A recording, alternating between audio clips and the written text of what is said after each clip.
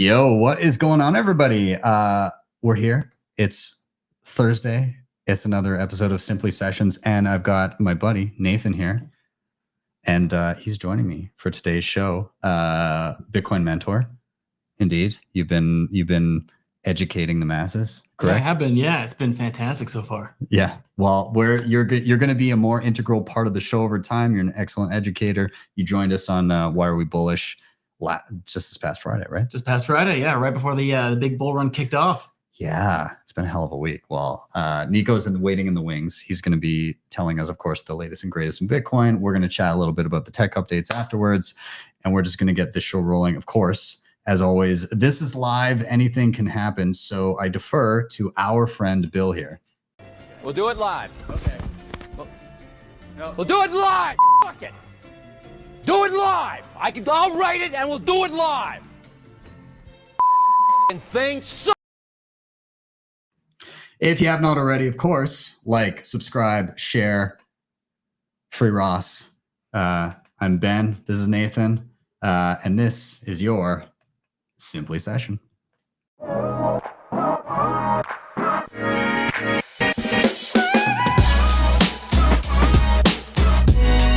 Hodl the Bitcoin.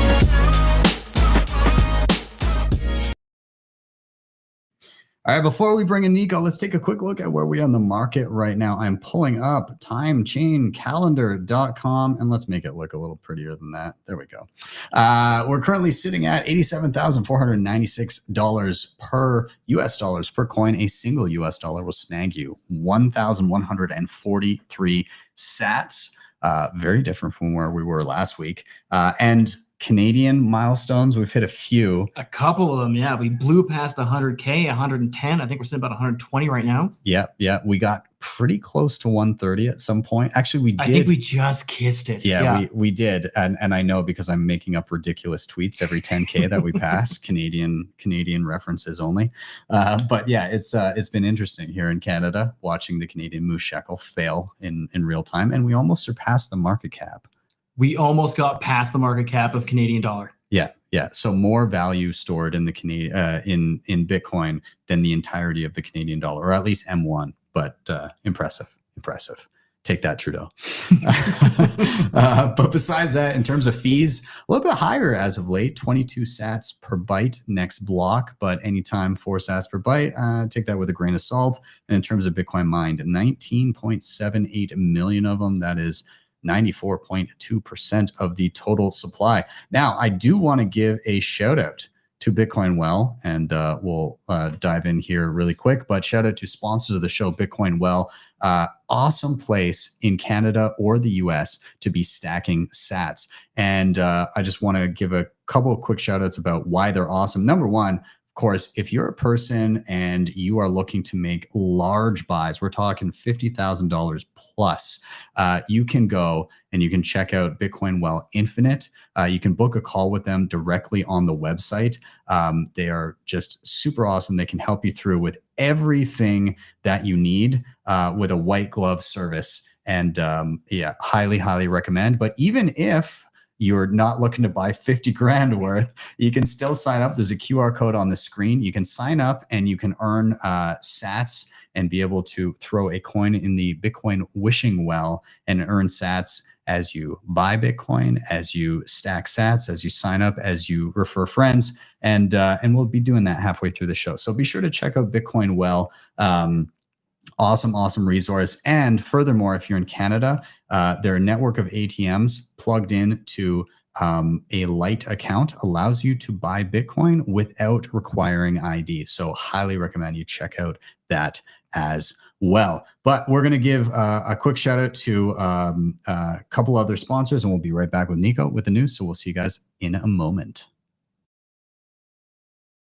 CoinKite.com has some of the best hardware on the market today to secure your Bitcoin. The Cold Card Q is an absolute powerhouse and is my daily driver. And on top of this, they have plenty of other goodies, including the Mark IV, the Tap Signer, Open Dimes, the Block Clock, and much more. If you head over to their website, make sure you use code BTC Sessions at checkout to get a nice discount. Links are in the show notes down below. And Debify.com allows you to borrow against your Bitcoin in a non-custodial way. Collateral is held in a 3 of 4 distributed multi-sig with trusted parties. It provides institutional liquidity providers, loan periods of up to 5 years with flexible conditions and the best rates. And best of all, no rehypothecation of your funds. If you want to check them out today, head over to Debify.com or hit the link in the show notes down below. All right, we are back in, and we got to get our friend Nico in here as well. So I'm going to bring him on up. There he is. Yo, man, how's it going? Yo, dude, live from El Salvador, freedom country, loving it. But I gotta say, I failed you guys, and the reason I failed you guys is because it was gonna be this epic setup in front of the Adopting Bitcoin conference, and unfortunately, the desk was not ready yet. So I'm in the green room backstage. You know, I know it's not as great, but at least it's something. It would have been pretty cool, but I can still feel the freedom coming through the screen. So, I'll take it. Yeah, man, it's you feel the freedom when you land here, man. It's surreal paying for the custom, the immigration stuff in Lightning, paying for goods and services in Lightning. It's just, I loaded like $500 on my Lightning wallet. And I've just been like, ding, the ding, it's pretty cool. It's pretty cool. It is. It's awesome. When I went down there, I saw you for the halving party and hung out a bunch, and we did a live stream down there. But especially in El Zonte, I didn't spend a single cuck buck. I was slinging sats left, right, and center. Dude, it's super surreal. It's almost as if Bitcoin is money. Who would have thought? That's awesome. Well, what's been going on? What's top of mind? What's exciting nowadays? Well, I think the most exciting thing is like really, after 8 months of chipsolidation of feeling like death, Bitcoin just went on this massive run up that we all knew was coming. And it peaked at $93,500. I think it happened a lot faster than people anticipated. Just because of the law of large numbers, I remember when I personally got into Bitcoin, it was below $1,000. And I remember how long it took to get from my first initial purchase was $600 to 20K, right? And then it went back down and it was like in the below 10K region and like 15K region, but it spent like many, many years in that region, like how long it took, to make those moves. And, it was like a couple of days ago, we almost made a God candle. It was $9,000 move in one day. That took a decade. It took a decade. And what it took in a decade, Bitcoin did in 2 or 3 days. So this is the type of thing where this thing is happening. And I'm like, bro, like if we keep going in this direction, I wouldn't be surprised if Bitcoin hits much higher than 200K next year, because look, we're right around the block is $100,000, right? And then from $100,000, that's a 2x, right? Which would be a huge letdown, right? Yeah. That's 200K. So I'm saying like, you don't think a 2-3x could happen in 1 year, and a 2 or 3 or 4x, that's $400,000. That'd be like we would all be losing our minds, right? So with these types of moves, it tells me that Bitcoin is still cool. It's not boring yet, because that chipsolidation. I was a little worried. I was like, damn, is this like boomer money now? Like, are we just expecting like these 5% little run ups? But no, Bitcoin's there. It's still pumping like it always does. Yeah, dude, it's wild. Again, when you're looking at the price action over the past week and a bit. Like the daily, you'd see like you'd see these staggering moves in nominal value, but when you're looking at percentage wise, it wasn't that wild. Like for Bitcoin, it wasn't that wild. It was like 10%, 11%, 12%, something like that in a day. But you're seeing these numbers that are just astronomical in terms of the value of a whole coin. And so this is kind of like the benefit that comes from the stay humble stack sats crowd, is what seems like nothing as you're stacking it if you get through a couple of cycles, all of a sudden you're looking at these movements, which for a newcomer coming in is going to feel like good, but it's not changing your life yet. But after a couple of cycles, it's like some people are getting to points where a daily fluctuation makes them more than their yearly salary. Yeah. Like it's wild. It's wild.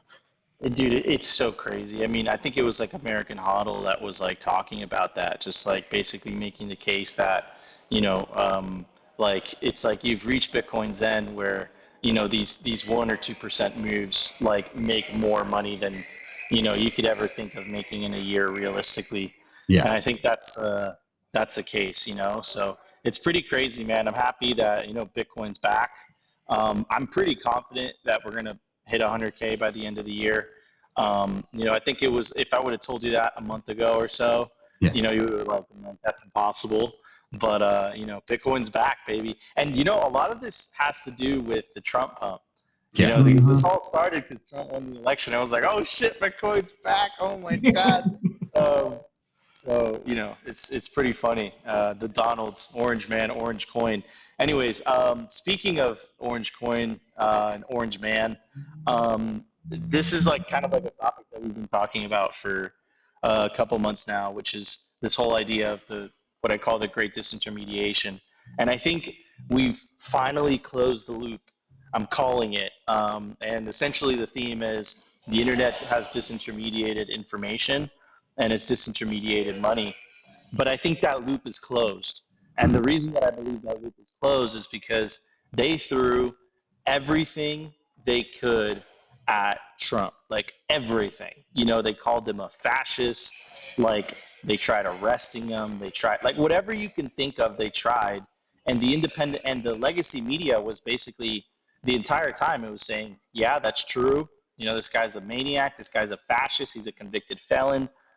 But the election happened, and this never happens for the Republicans. Trump won the popular vote. Yeah. Right? So what does that tell me? That tells me that, like, you are the media now. Like, you are the media. The media is Joe Rogan. The media is Russell Brand. The media is independent content creators like ourselves, Ben. Like, these are the people in society that actually hold influence. This is what this latest election told me, because if everyone was listening to the legacy media, I don't think Trump would have won in a landslide. Clearly, people are not paying attention.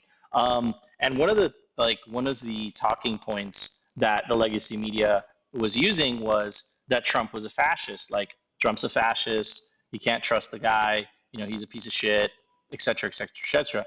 But the thing is, let me know what you guys think. This doesn't sound like fascist talk. Let's check it out. If we don't have free speech, then we just don't have a free country. It's as simple as that. If this most fundamental right is allowed to perish, then the rest of our rights and liberties will topple, just like dominoes, one by one. They'll go down. That's why today I'm announcing my plan to shatter the left-wing censorship regime and to reclaim the right to free speech for all Americans. And reclaim is a very important word in this case because they've taken it away. In recent weeks, bombshell reports have confirmed that a sinister group of deep state bureaucrats, Silicon Valley tyrants, left-wing activists, and depraved corporate news media have been conspiring to manipulate and silence the American people. They have collaborated to suppress vital information on everything from elections to public health. The censorship cartel must be dismantled and destroyed, and it must happen immediately. And I'll leave it at that. He keeps going. Obviously, I love Trump's cadence. Like, it's so funny. I feel like it's a president, and like what he's saying is like super serious, and you have to take it super serious. But like, you can't take the reality TV star out of the guy. So like, I still feel like he's like entertaining while he's doing that. He's like, they're censoring everything. It's crazy. It's insane. But it's actually serious. Like, it's serious what's going on. And this is something that one of the things that they always say is like, accuse others of what it is you're guilty of yourself. And it reminds me of Nayib Bukele's famous article, Don't Drink the Elite's Kool-Aid, where he says they are willing to fight, lie, smear, destroy, censor, confiscate, print, and do whatever it takes to maintain and increase their control over the truth and everything and everyone. And if you still think I'm a conspiracy theorist, I mean, here's Hillary Clinton herself, former Secretary of State, literally saying that if we don't control social media, we'll lose control. Let's check it out. But if the platforms, whether it's Facebook or Twitter X or Instagram or TikTok, whatever they are, if they don't moderate and monitor the content, we lose total control. And it's not just the social and who does? Who loses total control? I mean, that's what Trump was talking about, right? Like, you know, these like deep state kind of bureaucrats and like all that stuff. But like, that's a really scary society to live in, where, you know, a group of bureaucratic elite and politicians and legacy media are they're the ones that get to say what is the truth, what is not the truth. That's a really dystopian world to live in. And I don't think this has anything to do with left versus right. I just wouldn't want to live in that world, period. Right? I don't think anyone, whether it's the left or the right, should be able to get to dictate what the truth is and what is acceptable and what the narrative is. And, you know, to kind of weave it back in to Bitcoin, if you don't have free speech is Bitcoin. Like, Bitcoin is a form of speech. Money is a form of speech. If you don't think they're okay with you speaking freely, they're not going to be okay with you transacting freely. Freedom of speech is our tool. It's our weapon to indoctrinate the masses, to really spread the orange gospel, to really get the message out there. Because if it was in the control of the government and the central banks, you tell them about inflation, you tell them about self-custody, they're going to say that's misinformation. That's dangerous to democracy. I mean, they've done this before. This is not something that I'm just like speculating about, right? So, you know, I'm really, really glad that this was the result of this election. Now, what I will say is that this doesn't fix anything. Fundamentally, the problem is the central bank. Unless you get rid of the central bank, the bureaucracy, the deep state, the administrative state, whatever you want to call it, it will keep going. Like, in another election, all it takes is just another political party to get in there and turn on the money printers again, and we're back at stage one. But what it will do is it will buy us 4 years of time to build. Unfortunately, there's going to be a lot of shitcoin degeneracy, you know, alongside us, but it's going to give us 4 years to just leave us alone and for Bitcoiners to do what we do best, which is just build and focus on building and focus on really spreading Bitcoin, you know? So really, really awesome. I think the US would have, I can't even imagine if Trump would have lost that election, what direction the US would have gone in. Very, very scary from my perspective. Yeah, it's odd, and I don't know if you'd echo this, but when I was growing up, everything to me seemed like everything was going to be censored by conservatives, right? Yeah. That was, you know, you're growing up and it was always, oh, we have to yank this off of the radio. We need to censor this song. We can't let anybody see this movie because they couldn't possibly handle it. And I grew up thinking that the censorship would always come from the right, and getting into early adulthood and then kind of watching as that shifted was really odd to me. And I think some people still have that ingrained in their heads of like the right side of the political spectrum are the ones that censor.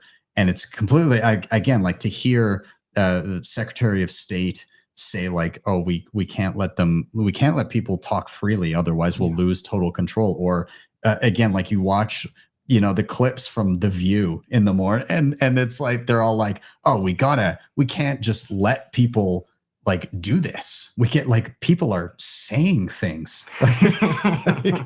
it's I mean, do you have the same? No, my experience has been like largely the same in the sense that I remember, you know, it was like the Christian conservative right in like the early 2000s, 90s that was coming out and trying to censor and stop. And, you know, it was so disappointing along the way too, because I remember so many people like, yeah, censorship is bad. And it's like, okay, buying into that, right? The anti-authoritarianism, okay, freedom, yeah, free speech for all. I mean, on me, it's South Park of all things was one of the most fundamental like basis of my worldview is like you make fun of everything or nothing.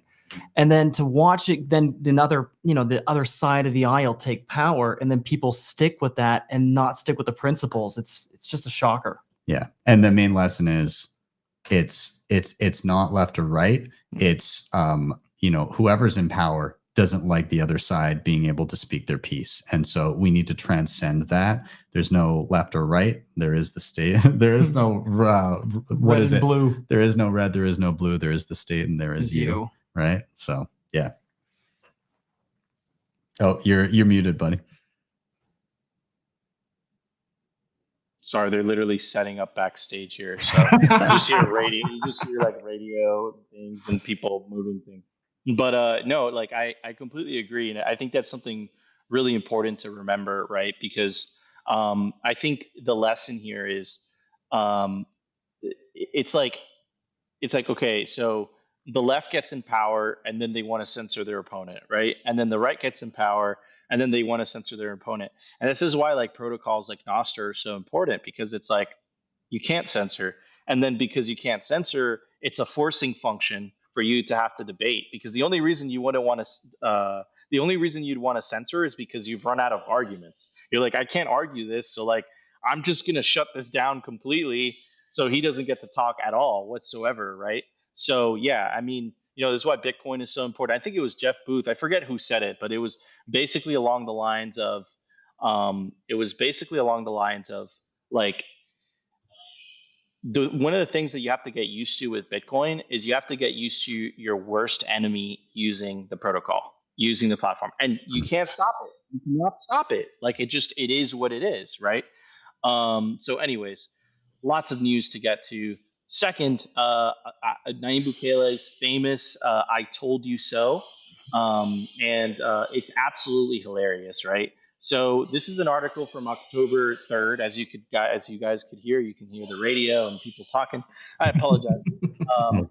But yeah, so here's a Reuters article. IMF says Bitcoin remains key element in El Salvador program talks. It goes on to say program talks between the IMF and El Salvador focus on strengthening reforms while addressing risks arising from the use of Bitcoin remains a key element of the discussions. Quote, what we have recommended is a narrowing of the scope of the Bitcoin law, strengthening the regulatory framework and oversight of the Bitcoin ecosystem, limiting public sector exposure to Bitcoin. So basically the IMF is saying, El Salvador, it's not going to succeed. They gotta decrease that exposure to Bitcoin because it's dangerous. It's dangerous to democracy. It's dangerous to financial stability. And here's Nayib Bukele just dumping on them, saying, "I told you so." And check it out. Check out these numbers. Nayib Bukele gloats as El Salvador's Bitcoin bet reaps $108 million in profit. I mean, yeah, it kind of reminds me of like Hillary Clinton and the legacy media and all these kind of like analog institutions of the industrial age. Like they had legitimacy once upon a time, but in the information age, in the era of the internet, where everyone basically has everything they need in their fingertips in the form of a phone. This doesn't fly anymore, bro. It doesn't fly. Like the IMF is a joke. It's essentially becoming like the legacy media. Like please explain to me otherwise, right? Like, what they say is look, they warned Argentina. They gave Argentina another bailout. I think it was like the sixth one. Mm-hmm. And part of the conditions of that bailout was you have to de-incentivize the adoption of Bitcoin within your country. At the same time, around that same time, the IMF freaked out and used their allies in the legacy media to attack El Salvador and say, hey, if you adopt Bitcoin, we're not going to give you a loan. Fast forward 3 years later, El Salvador is thriving. Argentina went through hyperinflation. They had to elect for the first time in world history a libertarian candidate that was literally chainsawing fucking central banks to get them out of the bullshit mess the IMF put them in, right? So look, it's time to move on. It's time to try something new. I understand that upsets Christine Lagarde, but I just don't care. It's time for Bitcoin. Yeah. Opti's going to have a couple awkward dates. It's fine. He'll get through it. I'll just get her some flowers. She'll be okay. 100%. I mean, I've tried to send Opti to try to make amends with Christine. Apparently, Christine's not talking to him anymore. They're not in a talking point right now. Maybe it's because Bitcoin is pumping. I think Christine only calls him when Bitcoin dumps. Yeah. That's what I've heard. That's been the latest news. Nico, be honest with me. Is Opti a fuckboy? Yeah, of course. I mean, he's tried Janet Yellen. He's tried Augustine. He said Augustine was too much for him. But he's trying to get into the cabal. He's just doing it a different way than most of us. Yeah. But he was successful with Christine. Yeah. He was successful with Christine. So yeah, there's many ways to get close to the money spigot, I suppose. yeah, exactly. You can either become a quintillionaire by becoming a super crazy billionaire, or you could sleep your way to the top. I'm not judging. There's different ways of doing it. And do what you know. Anyways, so I do want to talk about this. Hopefully this ends with the upcoming administration, but I do want to talk about, so like justice, the whole thing about justice, there's like the statue of the lady holding the scales, and it's like the equal scales of justice, right? You always hear that all the time, right? It kind of reminds me of like the legitimacy of the IMF, the legitimacy of the mainstream media, right? This is crazy, right? The legitimacy of the DOJ. They're talking about, not talking about, they just nominated, oh my God, I forget what his name is. They nominated, they nominated this like, Matt Gates. Matt Gates. Yeah, Matt Gates, the head of the attorney general, and they're freaking the F out because all this lawfare against Trump for 9 years, and again, a lot of it was BS, like the Russiagate stuff. That never happened. You know what I'm saying? So like a lot of things happened under the table, and they're freaking out. And again, in order to get Trump, they essentially destroyed the legitimacy of this kind of institution. And okay, that's political stuff that doesn't really have to do with Bitcoin. But from a Bitcoiner's perspective, there is a double standard as well, right? So we all remember Arthur Hayes getting charged for the breaking KYC and AML laws. We all remember CZ getting charged as well. We all, this thing, Bitcoin fog operator sentenced for conspiracy, for money laundering conspiracy. He says he got 12 years. Says like, oh my God, he laundered, all this money. They seized 1.76 million from him. He laundered like a $400 million of transaction. It sounds terrible. You're like, wow, this guy's a criminal. They said something very similar about the samurai guys, $100 million in criminal proceeds. It's like, yeah, like, fuck, like, these guys are criminals. Like, okay, I get it, right? The problem is that when it comes to a bank, they just get a fine. Like, what's the difference? I'm genuinely curious. What is the difference? What is the difference? Because like, if you read this, it's like TD Bank hit with $3 billion penalty and U.S. money laundering settlement. The U.S. arm of Canada-based TD Bank has agreed to pay a penalty to settle allegations that it failed to stop drug traffickers and money launderers from pushing hundreds of millions of dollars of illicit funds. The bank agreed to plead guilty to charges that it violated the Bank Secrecy Act in federal court in New Jersey.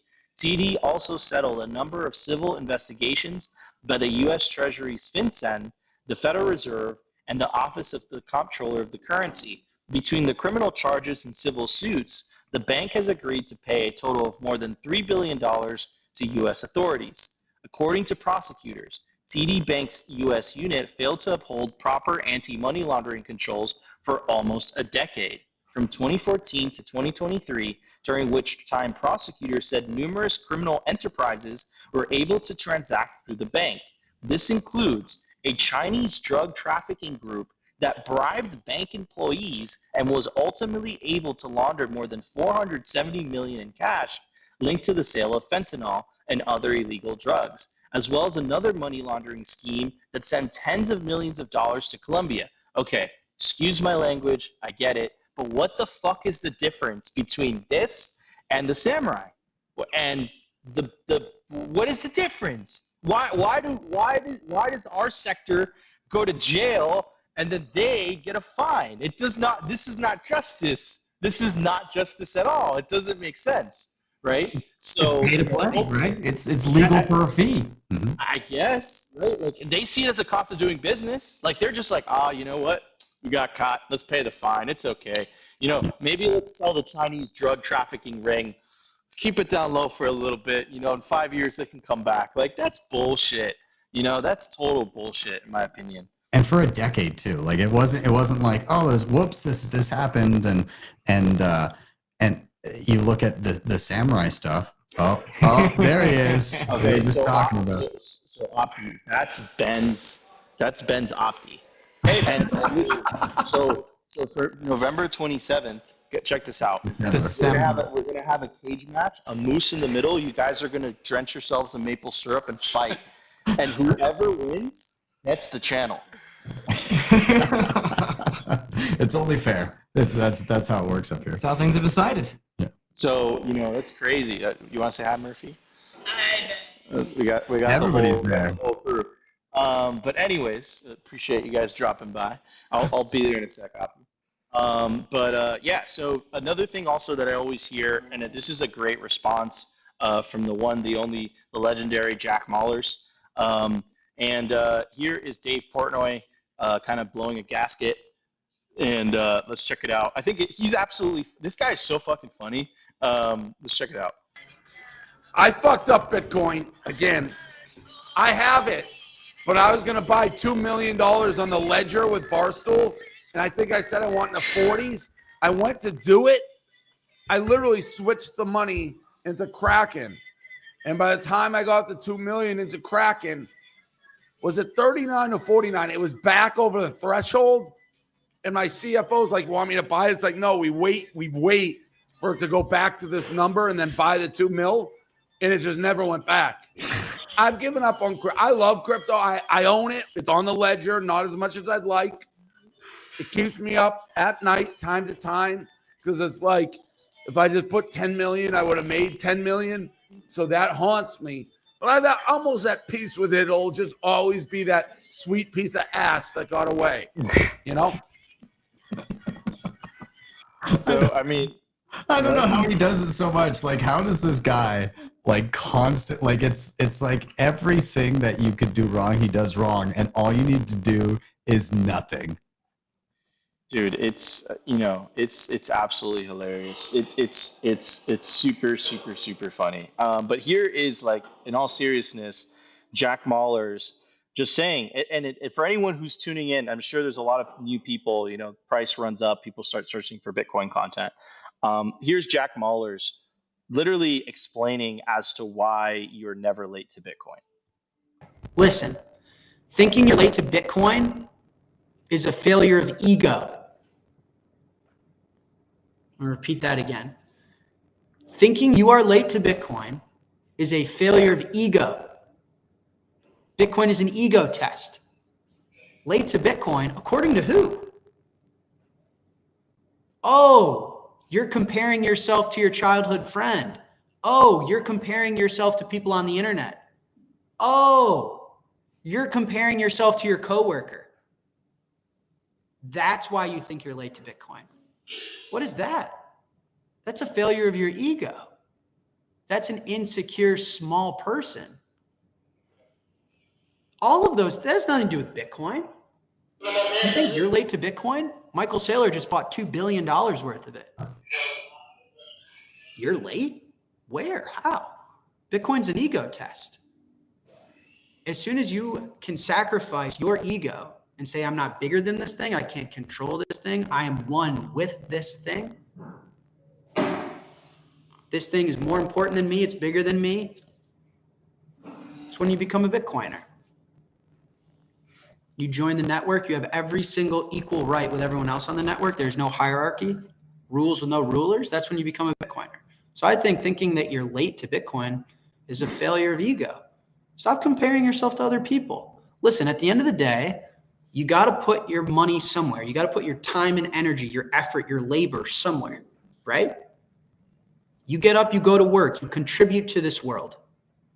You got to store that value somewhere.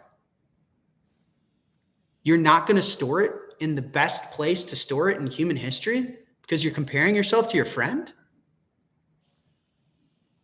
What type of man are you? Come on. So I don't know. Like, I just don't get that. Don't compare yourself to other people. Decisions are made at the margin. You wake up every day, you contribute value to the people around you. You got to put that value somewhere. Bitcoin's the best place to put that value, period. So there's no top. There is no being late or early. Again, Bitcoin's not a hedge, it's the solution. Every single day that you wake up and you do things for others, you create value for society, and you have to store that value. You put it in Bitcoin, obviously. It's been the correct answer for the last 15 years. It'll be the correct answer for the next 1,500 years. I mean, Damn. like, inspirational, man. Yeah. I almost feel bad about myself when I like, yeah. Why am I not working harder to get more sats? Like, what am I thinking? It is. I mean, it's a bit of a wake up too. Like, again, when you hear that, you're like, you know, you sometimes you trivialize, like, you know, making the decision of like, I'm not going to buy this, or I'm not going to do something because I'm going to stack some extra sats. And then you have the moment of like, well, how much am I actually going to stack? Like, it's immaterial. And then again, when you listen to that, it's like, no, it matters. Those little decisions matter on orders of magnitude as the cycles and as time passes. Yeah, 100%. Anyways, the last story of the day is massive breaking from Dennis Porter, and you know, he says, I can confirm the state of Pennsylvania has introduced legislation to create a strategic Bitcoin reserve. I want to give credit where credit is due because I think Dennis gets a lot of hate, but he's done great work on the state level for Bitcoin legislation, and he held a spaces, and I was there. I heard it. There was a representative from the House of Representatives of Pennsylvania, so not the federal level, but the state level, and he did confirm that this actually happened, right? So Pennsylvania lawmaker introduces bill for strategic Bitcoin reserve. Pennsylvania lawmakers have introduced legislation in the state's House of Representatives to permit its treasury to hold up to 10% in Bitcoin on its balance sheet. In November 12th memo, Representative Mike Cabell, a Republican, said he had proposed a bill as a tool to protect against inflation. The legislation, if passed, would allow Pennsylvania's treasurer to invest up to 10% of the state's general fund, the rainy day fund, and the state investment fund in Bitcoin. As of November, the state's treasury reported it had more than $9.7 billion in its general fund and roughly $7 billion in its rainy day fund. I also can confirm, hearing from that state representative, that this is a bipartisan thing. So there's representatives on both sides of the aisle that feel really, really good about this bill passing, and it would be absolutely historic. Like, we're seeing talk about a strategic Bitcoin stockpile on the federal level and now on the state level. I mean, you can't stop this train. You better get on it, or it might leave you behind. That's pretty wild. Again, like, we're seeing a lot of people come into the idea of you don't store your wealth in dollars. What are you going to store it in? Bitcoin is the thing that makes the most sense. And like crazy people like the three of us and the clowns that made a quick pop in with their heads discovered that through our own weirdness earlier on.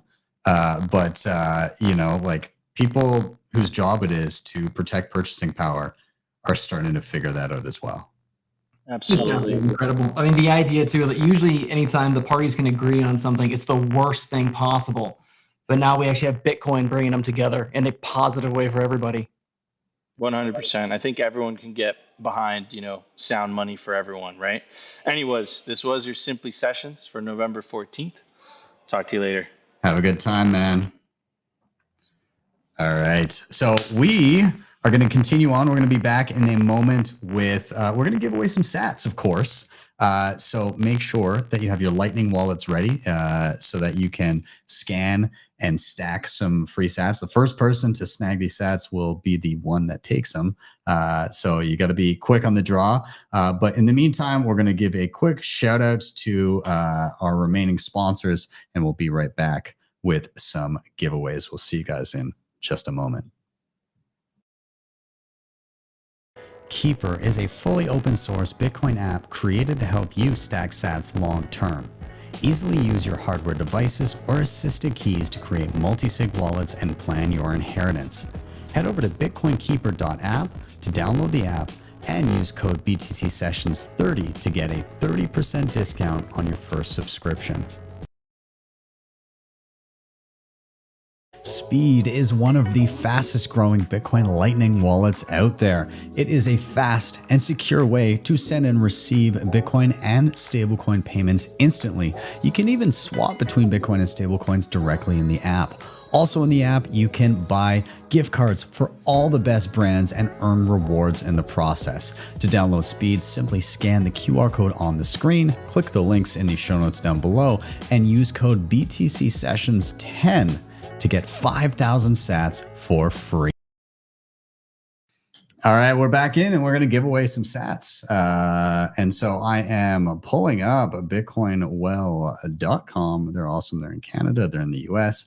And we chatted with them a bit off the top of the show, but the long and the short of it is when you sign up, when you purchase Bitcoin, and when you refer friends, you earn points. And these points can be used to then toss a coin in the Bitcoin wishing well, and you have the chance to win anywhere from 500 to up to 1 million sats.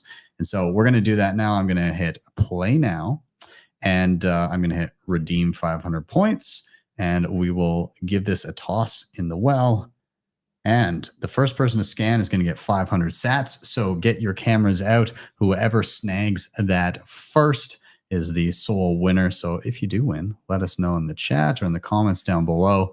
And congrats to whoever snags those sats. And now that's not the only way you can earn sats. Of course, myself and Nathan, we are with the Bitcoin Mentor, and this is a great place where, you know, we help educate newcomers to Bitcoin, or people that have been in Bitcoin for a while but maybe get into a bit of a rut where they haven't leveled up in a while, or they want to really solidify how secure they are with their Bitcoin.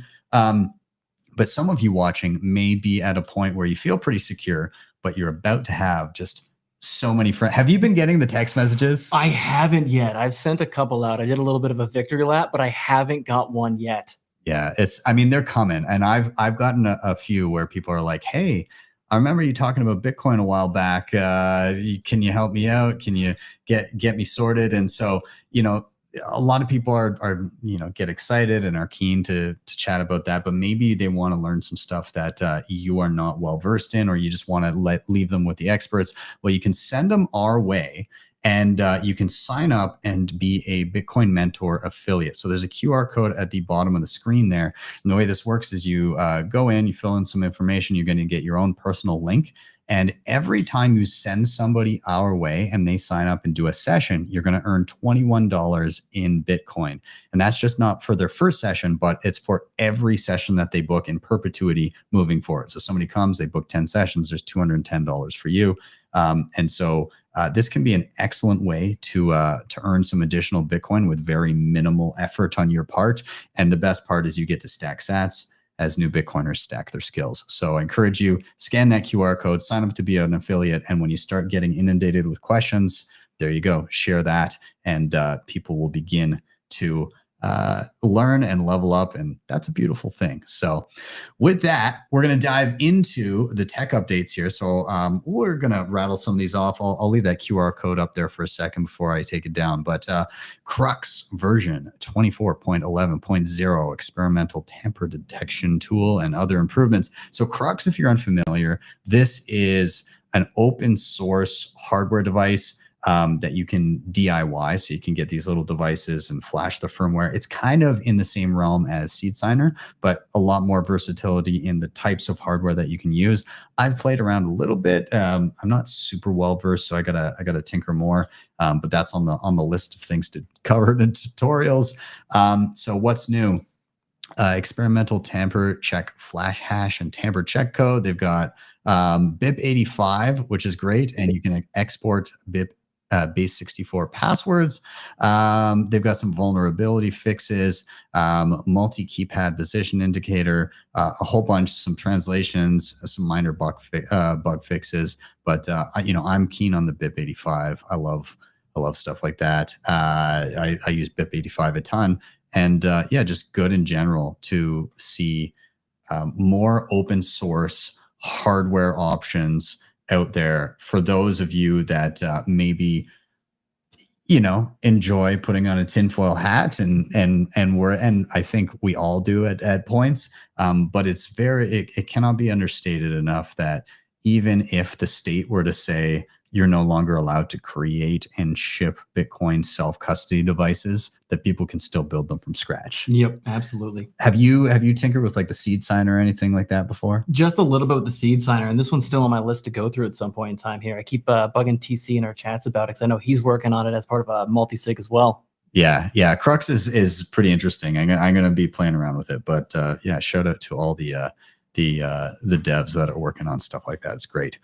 Up next, Liana version 8.0. So improved setup process, new templates, Bitbox 02 support. So again, Liana is a pretty cool kind of Bitcoin wallet that allows for multi-sig, and they've incorporated a lot with like mini script and time locks and things like that, where you can set up a multi-sig, and after enough time, one of the keys can deprecate, and it goes from like a 3 of 5 to like a 2 of 3 or whatever it may be. So this update, they've got a number of things. So new Bitcoin D 28.0 version, Bitbox 02 devices can now be part of a Taproot descriptor setup.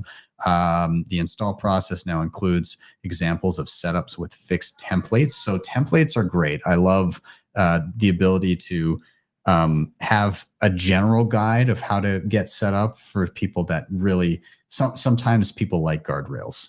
So those are all nice, always nice to have. Again, some UI and UX buttons reworked. And then, again, just some general wallet displays in terms of syncing. Hardware wallets in the app used to not open, had some confusing warning messages. So there's a number of just, again, like some bug fixes. But the thing that stands out to me is Bitcoin D version 28.0 and the Bitbox edition there. Move on from here. Zeus. I've been using the shit out of Zeus lately because I've got the Albi Hub going. Which is fantastic. But version 0.9.2. So some of the main things here, you can export your transaction history to spreadsheets. So if you need to do that, that's great. Bolt 12 support. Nice. So Bolt 12 is great, but they also allow you to fall back to Bolt 11 Lightning addresses if support is not found. And then they've got a bunch of other things. So hardware wallet and external signer improvements, a spooky theme. This must have been Halloween launch. Maybe they're a little behind on the spooky theme. I don't know. You can also add the slide to pay threshold. So you can kind of set that based on the amount that you're spending, and then just some general bug fixes. But loving me some Zeus, especially as it pertains to connecting to my own Start9 node and everything like that. So kudos to Evan Kalutis and all the hard work he's been doing. Moving on, Bitcoin Keeper. Again, sponsor the show. Love these guys. Version 1.2.18 and desktop version 0.1.3. So what have they done here? For the mobile app, you can select different Electrum servers during the app setup. They added support for the portal, the 22 devices NFC thing, which looks really cool and I got to play with. USB option enabled for Cold Card and Jade via the desktop app. So they have a paired desktop app, and we'll dive into that in a sec, but you can interface with that in concert with your mobile device to be able to sign transactions that way. Tab Signer, verify initial status and backups count, simplified vault registration for signers, file sharing experiences are enhanced. The receive screen now enables multiple addresses management and address labeling, which is great. The send experience has been overhauled, so you're going to see some new stuff there. Again, major design updates to UTXO management and transaction details, which is great. Any granularity and more control you can have there is better. They revamped the dark mode, which is nice. And then again, just some general bug fixes and performances. For the desktop one, they now support Trezor Safe 5 and 2 other devices that you probably shouldn't use. They also fixed the unlocking Jade on testnet and some small UI fixes. So lots of work being done on the Keeper front, which is great. I love to see them iterating there. Moving on, RoboSats version 0.7.2 alpha, Nostr order books. This is cool. So basically, what they've got here, this release lets users test Nostr global order books by enabling the option in the configuration tab. For now, the feature is only available on the web and will be brought to the mobile app in upcoming releases. The version also improves robot recovery forms, changes the fast generate robot to fast generate order, adds additional coordinator alias to invoice description, and brings many smaller bug fixes. So if you haven't played around with RoboSats, again, peer-to-peer, non-KYC way to obtain Bitcoin, Lightning native, you can do on-chain as well. Yeah, they're doing lots of cool stuff, and I love that they're now starting to move towards Nostr for the order books. That's super cool, censorship resistant. You know, that people are keeping in mind that there's always going to be somebody that wants to say no, right? Yeah. It's great to see. And then one last one that I wanted to touch on, Raspberry Blitz version 1.11.3. So I did do a video on the Raspberry Blitz back in the day. You know, they do have like a web UI that you can use, but a lot of it's kind of command line, things like that. And so, you know, it's great. Some people really gravitate towards it. I think is an awesome project. Of course, I'm running my Start 9 now, but I got a lot of love for what Raspberry Blitz is doing. So this one, they've added a few things. So public pool, open source, solo Bitcoin mining. So you've got an SSH in to see that. They've added Tailscale, which allows for easier connection from remotely. Umbrel has this as well.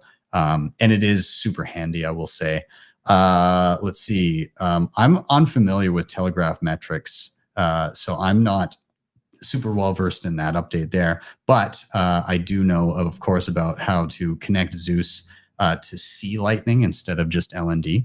So that's great. You can just scan a QR code and you're good to go.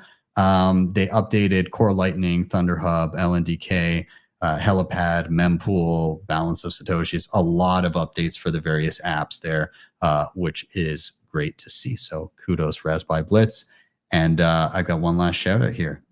Why are we bullish tomorrow? Mr. John Carvalho, Bcash, infamous Roger blow up.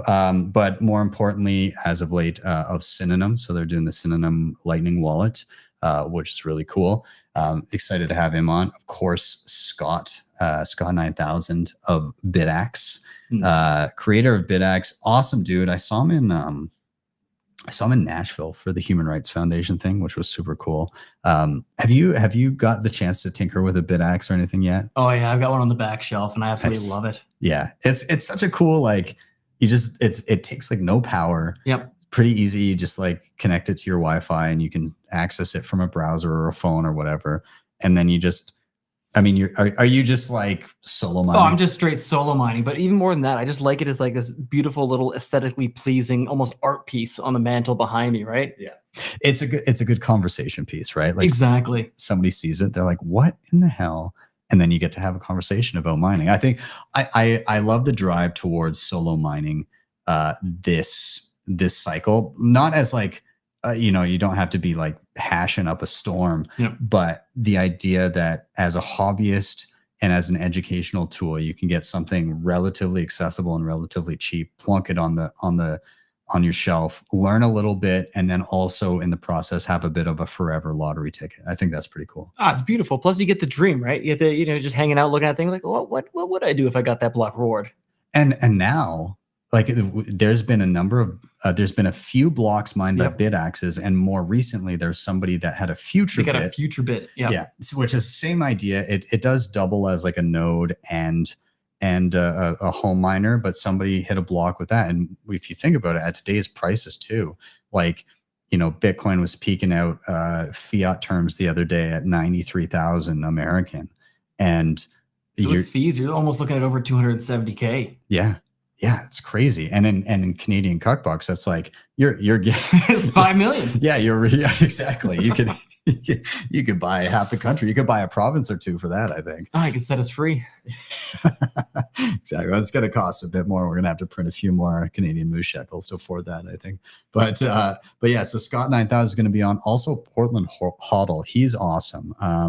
He's just so knowledgeable. And last time he was on, he was an absolute legend. I'm pretty sure he was in like some classic truck when he was on the last time. He was like doing it from his phone. But nonetheless, he was fantastic. So I'm very excited to have him back. So make sure you tune in tomorrow, 6 p.m. Eastern time, and come join us for Why Are We Bullish? And so to round out again, we're just going to do a quick, oh, no. Yes. Okay. There you go. I didn't. There we go. Okay, that looks better. Yeah. So to round out, of course, a quick reminder: you can be stacking sats while people are stacking skills. So become a Bitcoin Mentor affiliate. Sign up today, and yeah, anytime that a friend or family member or acquaintance needs a little bit of help in their Bitcoin journey, feel free, send them your own personal link, and you'll earn some sats. Or you can, of course, come to bitcoinmentor.io if you yourself need some help. And all of a sudden, with that in the God candle, the near God candle, you're realizing, oh my God, is my setup secure enough? I do not know. We can help you out with that. So with that, I think we're out. I mean, Nathan, any other final things you want to tag on before we're done, or? No, that's it. That's good for me. Hell yeah. Well, you guys stay tuned. We'll have more of Nathan in coming episodes. Make sure you go back and watch the last Why Are We Bullish, because that was a hell of a rip. That was a fun one. Yeah. We went for like a solid 2.5 hours. It was a good go. Yeah, it was awesome. So yeah, you'll be seeing more of Nathan with the tutorials, popping into news shows here and there. Why Are We Bullish? And maybe some original content in the new year. So with that, I guess that's it. Have a wonderful day or evening, wherever you may be. See you guys next time for your daily Simply session. See you guys.